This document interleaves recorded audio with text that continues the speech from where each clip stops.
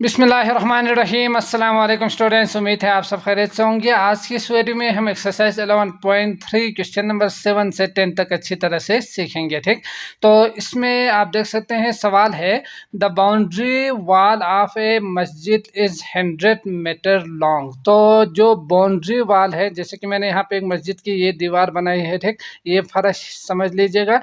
तो boundary wall, boundary का मतलब आप जानते ही है कि यहाँ से यहाँ, यहाँ से यहाँ, यहाँ से यहाँ, यहाँ से यहाँ तक को बाउंड्री वॉल कहा जाता है। तो ये जो कि सवाल में कुछ इस तरह से, बाउंड्री का मतलब तो पेरीमीटर होते हैं, तो पेरीमीटर दिया हुआ है, लेकिन आपके आंसर के हिसाब से जो चीज़ यहाँ पे समझना है वो है इसका यहाँ से यहाँ लेंथ उन्होंने दिया हुआ है 100 मीटर। समझ गए?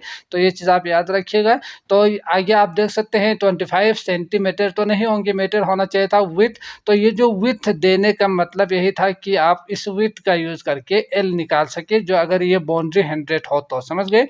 तो इसीलिए ये विथ दिया था। तो अगर हम ये मान के चले कि इसका जो लेंथ है यहाँ से यहाँ वो 100 है, तो इसके लिए विथ की ज़रूरत ही नहीं थी, सवाल में देने की भी ज़रूरत नहीं थी। ठीक, तो इसका लेंथ हम मान के चलते हैं आपके इस आंसर के हिसाब से, तो वो है 100 मीटर लॉन्ग, इसका यहाँ से यहाँ तक का लेंथ। समझ गए?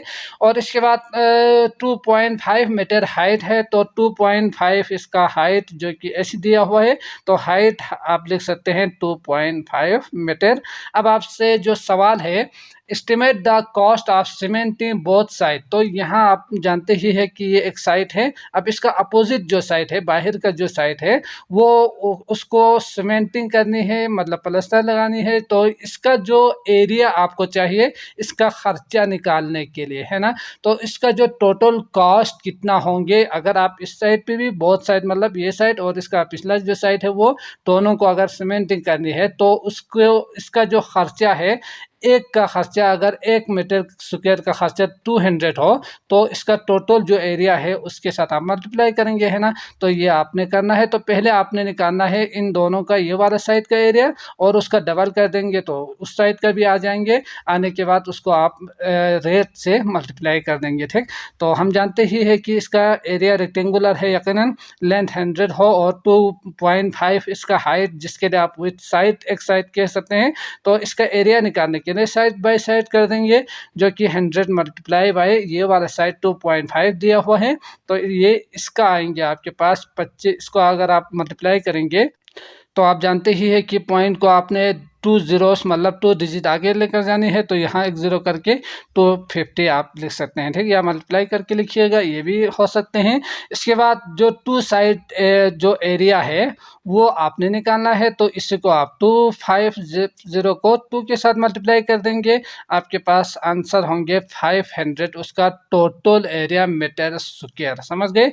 अब आपने निकालना क्या है, इसका एक का जो कि उन्होंने खर्चा दिया हुआ है 1 मीटर स्क्वायर का, वो पर स्क्वायर का मतलब 1 ही होते हैं ना, तो ये 200 उन्होंने दिया हुआ है। अब आपने निकालना क्या है, 500 मीटर टोटल जो एरिया है उसका आपने निकालना है। तो अगर एक का दिया हो 500 का निकालना हो, तो इसके लिए आपने मल्टीप्लाई कर देनी थी, तो 200 को आपने 500 से मल्टीप्लाई कर देनी है। ठीक, तो 4 ज़ीरोस आएंगे, 1 2 3 4, और नॉन ज़ीरोस 5 और 2 है, तो 5 दूनी 10 होंगे। तो इस तरह से आप देख सकते हैं 100,000 जो है उसका टोटल खर्चा आएंगे रुपीस में। समझ गए?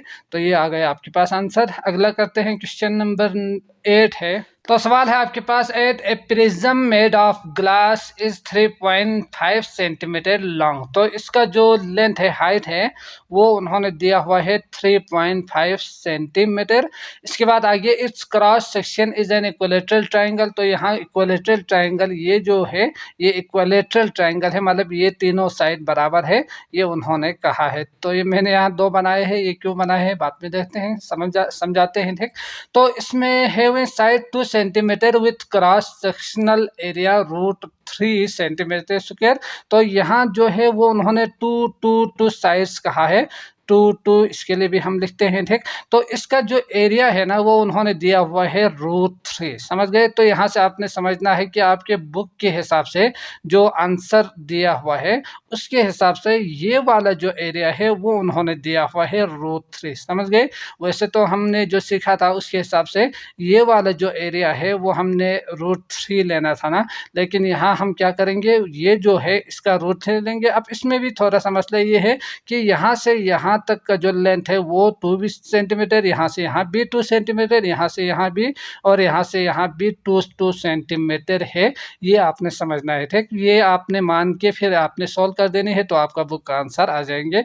वैसे तो अगर हम इसको हम बेस मान के सोल्व करेंगे तो यकीनन इसका पेरीमीटर 2 + 2 + 2 6 आएंगे ना, और अगर इसका बेस मान के फिर हाइट को 3.5 लेंगे तो इसका आएंगे 2 + 2, यकीनन 2 × 2 + 2 मतलब 8 आपके पास इसका पेरीमीटर होंगे, ठीक। तो ये चीज़ आपने समझ के फिर सोल्व करना है। तो हम क्या करेंगे, बुक में जो आंसर है उसके हिसाब से हम इसको सोल्व करेंगे। हाइट जो कि हम 3.5 मान के चलते हैं, ठीक, जो कि उन्होंने दिया हुआ है। तो उसका जो टोटल, यकीनन इसका आगे जो सवाल है वो एक का निकालने के लिए नहीं कहा है, बल्कि find total surface area of 3 such prism, तो 3 का निकालने के लिए आपसे कहा है। तो यकीनन एक का जब निकालेंगे तो 3 के साथ मल्टीप्लाई भी कर देंगे, आपको 3 इस तरह के प्रिज्म का जो एरिया है वो आपको मिल जाएंगे। तो पहले हम एक का निकालते हैं। तो एरिया ऑफ ए प्रिज्म्स आप इसे लिख सकते हैं सरफेस एरिया, तो सरफेस एरिया भी लिखेगा ऑफ ए प्रिज्म वो होंगे 2 × एरिया, तो √3, इसके बाद प्लस कर देंगे पेरीमीटर। तो पेरीमीटर हमने इसको बेस माना है तो यकीनन इसी का ही पेरीमीटर होंगे। तो 2 × पेरीमीटर का स्क्वायर आप कह सकते हैं, तो 2 + 2 या 2 + 2 + 2 + 2 भी आप लिख सकते हैं, ठीक। तो इसके बाद मल्टीप्लाई करेंगे हाइट जो कि 3.5 दिया हुआ है, ठीक। तो इसको आप जब सोल्व करेंगे तो √3 आप इजीली निकाल सकते हो अगर कैलकुलेटर नहीं हो तो। किस तरह से, यकीनन आपने एक मेथड सीखा होगा 3 करके, तो इसके लिए आप 0 0 लिख सकते हैं, है ना। तो इसका परफेक्ट स्क्वायर होंगे वो 1 1 होंगे, 1 1 दा 2 2 ज़ा 4 ज़्यादा होते हैं तो ये आपने लिखना भी नहीं है, ठीक। तो इसके बाद 2 बचेंगे, इसका डबल कर देंगे, यहाँ से 2 ज़ीरोस को आप नीचे लेकर आनी है, ठीक, जोड़ी को। इसके बाद यकीनन एक ऐसे नंबर से मल्टीप्लाई कर, पॉइंट है तो पॉइंट भी आप यहाँ यूज करेंगे जो कि आप जानते ही है। इसके बाद यहाँ से आप देख सकते हैं 7 और 7 को मल्टीप्लाई करेंगे तो ये 200 के करीब आएंगे, ठीक। तो 7 7 49, 7 2 14, 15 16 17 18, तो ये आप 1.7 आप इसे लिख सकते हैं, या तो एक और डिजिट भी आप लिख सकेंगे यकीनन, तो वो भी आप लिखिएगा। इस तरह से आप इजीली रूट ऑफ किसी भी नंबर का जो रूट है वो आप इजीली निकाल सकते हैं। तो इसका जो 1.7 आ रहे हैं इसको आपने 2 के साथ मल्टीप्लाई कर देनी है, तो यकीनन आप जानते ही है 1.2 बल्कि लिखते हैं इसको। तो 1.7 के बाद एक और डिजिट भी हम लिखते हैं ताकि इक्वेरेट ज़्यादा, मैक्सिमम जो इक्वेरेट है वो ज़्यादा आ जाए, ठीक। तो 2 + 2 4, 4 2 8 मल्टीप्लाई बाई 3.5, इसको मल्टीप्लाई करके यकीनन आप इसको मल्टीप्लाई और प्लस आप कर सकते हैं। तो इसका जो आंसर आएंगे वो आ रहे हैं आपके पास 31.46, समझ गए। तो इसके लिए आप लिखेंगे सेंटीमीटर का होल स्क्वायर। अब आपने 3 का निकालना है तो इसके लिए क्या करना था, एरिया ऑफ ए 3 प्रिज्म, ये आपने लिखना है यहाँ। एरिया ऑफ ए 3 प्रिज्म वो कितना होंगे, 31.46 को आप मल्टीप्लाई करेंगे 3 से तो ये आएंगे, आपको आंसर देंगे 94.39, समझ गए। तो ये आ गया आपके पास बुक में जो आंसर दिया हुआ है वो। नहीं तो आप इसका एरिया निकाल के फिर इसको, यकीनी बात है इसका पेरीमीटर 2 + 2 होंगे तो इसका आंसर इससे थोड़ा सा कम भी आएंगे यकीनन। तो यह है, आप सॉल्व करके देख लीजिएगा। अगला करते हैं क्वेश्चन नंबर 9। तो सवाल है आपके पास 9, a triangular prism shape tent made of plastic sheet is 5 metre long. तो इसका जो हाइट उन्होंने दिया हुआ है 5 मीटर। इसके बाद dimension of front face are 4, तो ये 4 3 और तीसरा भी 3 मीटर दिया हुआ है। इसके बाद है एरिया, तो इसका एरिया जो उन्होंने दिया हुआ है वो है आपके पास 4.47 मीटर का स्क्वायर, समझ गए। तो एरिया उन्होंने खुद दिया हुआ है तो आपको आपको कुछ करने की ज़रूरत नहीं है, 4.47 ही आप लिखेंगे। Find the amount area of plastic sheet used, तो यकीनन इसके ऊपर जो प्लास्टिक शीट यूज़ करेंगे वो आपने निकालना है, समझ गए। तो प्लास्टिक शीट हम ऊपर ही यूज़ करते हैं ना, नीचे तो हम यूज़ करते नहीं हो, तो इसके लिए यकीनन इसका जो पेरीमीटर है वो आपको यहाँ पे लिखने की ज़रूरत नहीं है, ठीक। तो बेस में तो हम प्लास्टिक कवर करते नहीं है, बाहर ही करेंगे 10 के। तो इसके लिए जो पेरीमीटर आप लिखते हुए आपने ये वाला जो लेंथ है वो आपने मेजर करनी है, ये इस लेंथ को आपने छोड़ देनी है, क्योंकि ये लेंथ यहाँ हमने प्लास्टिक को नहीं बिछानी, समझ गए। तो ये सही समझ सकते हैं। तो इसके लिए आपने क्या करना था, इसका सरफेस एरिया निकालना था, तो आपको पता चल जाएगा। तो surface area of a prism जो कि उन्होंने कहा है 2 × 4.47 एरिया, इसके बाद पेरीमीटर जो कि 3 + 3 ही होंगे। और सवाल में कहा भी हुआ है note that the side have in length 4 metre is along the ground, तो ये 4 मीटर ग्राउंड है, मैंने पहले लिखा था तो बताने की ज़रूरत महसूस नहीं की थी, तो ये याद रखिएगा। तो इसके बाद 100 यकीनन 5 दिया हुआ है उसका हाइट, तो इसको आप सोल्व करेंगे। 3 + 3 6, 6 × 5 = 30, 30 को आप प्लस करेंगे इसके साथ, तो आंसर आएंगे आपके पास 38.94 आएंगे। 4 तक लिखिएगा, काफ़ी होंगे। तो ये आ रहे हैं आपके पास इसका एरिया, समझ गए, बाहर जो एरिया है वो। इसके बाद उसका जो टोटल कॉस्ट है वो आपने निकालना है, तो हम सीख चुके हैं, डायरेक्ट मल्टीप्लाई करेंगे, है ना। तो किससे मल्टीप्लाई करेंगे, 100 से मल्टीप्लाई करेंगे। एक के लिए 100, 38 के लिए निकालना है, तो आप इसके लिए मल्टीप्लाई कर देंगे। 2 0 से 1 है, तो इसका मतलब पॉइंट को 2 डिजिट आगे लेकर जानी है, तो 38.94 के बाद पॉइंट आएंगे, आगे डिजिट नहीं है तो पॉइंट लगाने की भी ज़रूरत नहीं है, ठीक। तो ये आएंगे आपके रुपीस में आंसर, तो यही आपका आंसर होंगे।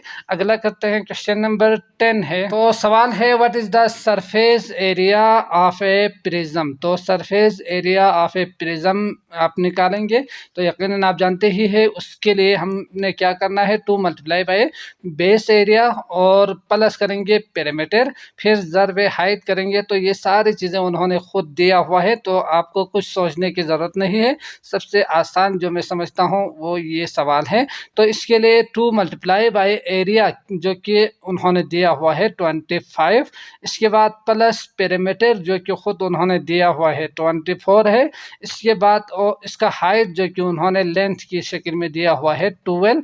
तो आप इसको सोल्व करेंगे, प्लस करेंगे, ज़रब देंगे, प्लस करेंगे और इन दोनों को प्लस करेंगे, तो आपको आंसर मिल जाएगा, ठीक। तो ये बहुत ही सिंपल क्वेश्चन है अब तक अगर आपने सीखा है तो इसको सोल्व करेंगे, आपके पास आंसर आएंगे 338 मीटर स्क्वायर, समझ गए। तो मैं उम्मीद करता हूँ आपको अच्छी तरह से समझ में आ चुका होगा। अगर आए हैं तो लाइक करके जाइएगा। इसके अलावा बाकी वीडियोस का लिंक आपको डिस्क्रिप्शन में मिल जाएंगे, आप वहाँ क्लिक करके वो भी देख सकते हैं। मुझे दीजिए इजाज़त, अल्लाह हाफिज़।